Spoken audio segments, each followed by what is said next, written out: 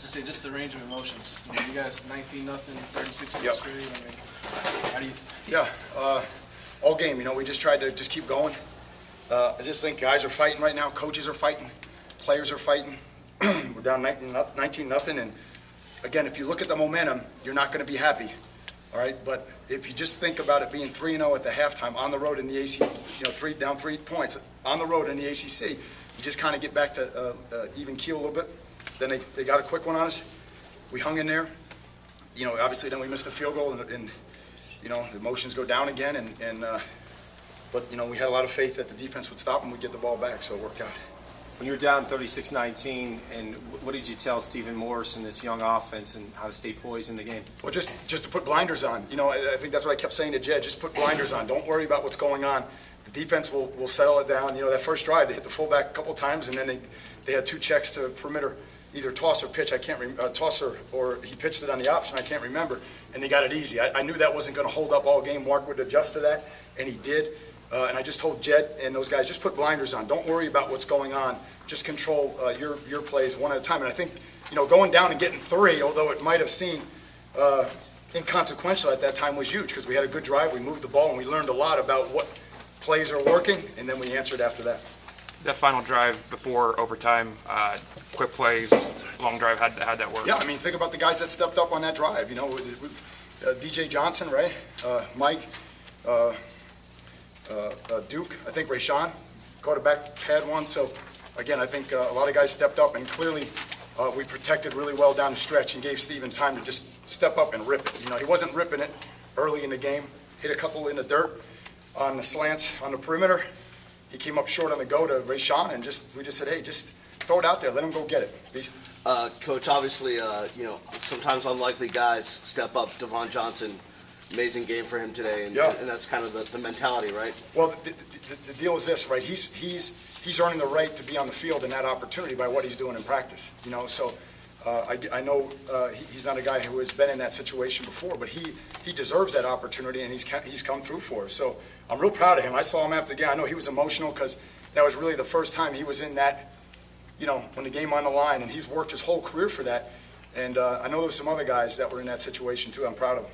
Eddie Johnson's stop, or I think it was Eddie Johnson, 4th down. Yep. In overtime. Talk about that. Again, I went to Mark and I said, do you want to call a timeout when you see the formation? And he said, I got it. So I knew he had the right call. I think he had a good feeling what was going to be run, and Eddie played it perfectly. And I got nervous when they measured because it was a long day in that capacity. But the guys down there were telling me it looked like it was going to be short. So what does it say about this young team? A couple of weeks ago to now, I mean, you look at 180 degrees. It's huge.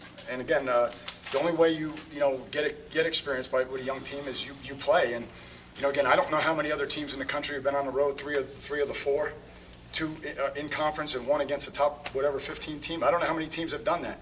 So every mistake we've made has been magnified. Every mistake that we've made as young players has been magnified. And today they just kept running through their mistakes. Everybody just did their job, and they just kept fighting back and clawing back, So I think we really stayed together well this time. What type of adjustments did your defense make after giving them those 36 points? What type of adjustments did they make? Well, we made a couple of, number one, like I said, the first drive was 4 plays, and I knew that wasn't going to hold up, and I just knew Mark would settle down. Then, we had some problems with our special teams. It wasn't, I think we either kicked a field goal or scored, and then we kicked it off, and they got a good return. We gave them a short field. You can't do that. The punt, we gave them a short field. You can't do that. And then, if you really think about it, turnover in the first half, okay, with the interception, okay, and then another short field on punt coverage. Other than that, I thought the defense really played well. They hung in there. It's you got to just the whole game. You just got to keep canceling your assignments, so I think they did a nice job. Mike James, just the day he had today, just kept plugging and he got into the end zone. Yeah, I mean, I think, again, I look at all those guys. Those guys are getting a lot of touches. Again, I thought our time of possession was good. I thought Jed had a really good game plan on offense in terms of trying to get a beat on what they're doing. And I think we ended up with like 600 yards, so it's good. And on defense, we never really got the takeaway, I don't think. Did we get one? Did we end up getting one? I don't think we ended up getting one. But Did we get one? No. All right, but I mean, it was just like we had hats on the ball all the time, except for that first drive in the second half, and I was really hoping that they would get one, but I thought the defense did an excellent job against just a great offense, prolific offense. Al, how do you explain the step up in toughness, physicality? I mean, it was unlike anything since, certainly since you've been here. Well, I think, I think we're in good condition. I think we played a lot of guys. I don't know what the play count looks like, but I guarantee you we played a lot of guys. And then we had some other guys that stepped up. Ben Jones played a lot of football for us today and did really well. We had some other guys dinged up at tackle, and he came in and did a good job. So, again, I just think we stayed together. That is a tough team. You can say whatever you want, but that is a physically rugged team, mature. They run the ball, wear you down, and very active on defense. And we're grateful to come out of here with a win. The injury to Malcolm, what was that like for you going out to the field? Just, you could see from 50 yards away that something's not right. And, when you got out there, I just wanted to make sure the kid understood that we're there for him. And I thought the medical people did a great job, got everything, straightened out. I don't want to comment. I don't know if we've released anything on his. Okay, good. So I can say it then. So obviously it was dislocated. They got it. I mean, just an unbelievable job by the doctors to get that in place that quickly. The kid was hanging in there, and then just relaxed, and they did a great job with him. And I don't know what it's going to mean for his health, but what a great job by our medical people to do what they did, in such a fashion. And Dalton also is. What do you remember of sprinting across the field? The last, it was like I Jim didn't. Romano almost. I apologize to both Jed and Mark because, I just never do that. But obviously, incredible range of emotions, and I just felt like our kids really, earned it the hard way. You stop a 4th and 1 against a team that, what do they convert? 95%, maybe higher of their 4th and 1 and 3rd and 1 plays. They're unbelievable at it. And then I guess I just released a little bit. So You kind of chest bumped the Sebastian. I hope there's not YouTube. Why do you apologize to? Well, I don't know. It was exciting because, we were on, the wrong side of that too many times last year. And for the kids just to stay together, and really, anybody that was at the game could have said, oh man, it's Kansas State again.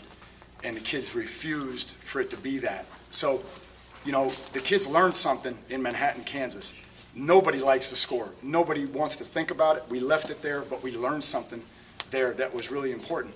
And as I've said, when you're playing all these young guys, that environment is not intimidating anymore. Now they're starting to get the environment. They're starting to understand what it means to pack your bags and be focused. We were focused today. We let them back in the game, and then obviously they kept going with momentum.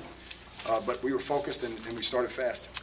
Dalton Botts, he's on crutches. Yeah, I don't know. I don't know what his status is. It was on the return. I don't know what his status is right now. Ankle. What is this? I just want to know what this victory does. Those guys were so excited. They should be. With the fans. They And should what does be. this do for them now Well, going forward? again, I told them to enjoy it today, but we got to be careful. We talk about treating victory and defeat. Treating those two imposters the same. Triumph and tragedy, and they have to do that now. And if we want to grow up, then we have to enjoy it. And then by the time we come over tomorrow for study hall, whatever we got to do, we got to let it go and we got to move on. We got a great Wolfpack team coming in here, our home. I hope this does something for our fans at home. I hope they understand that these kids are going to fight, and a lot of kids, not just the young guys, but a lot of guys stepped up for the first time and played significantly and did well for us.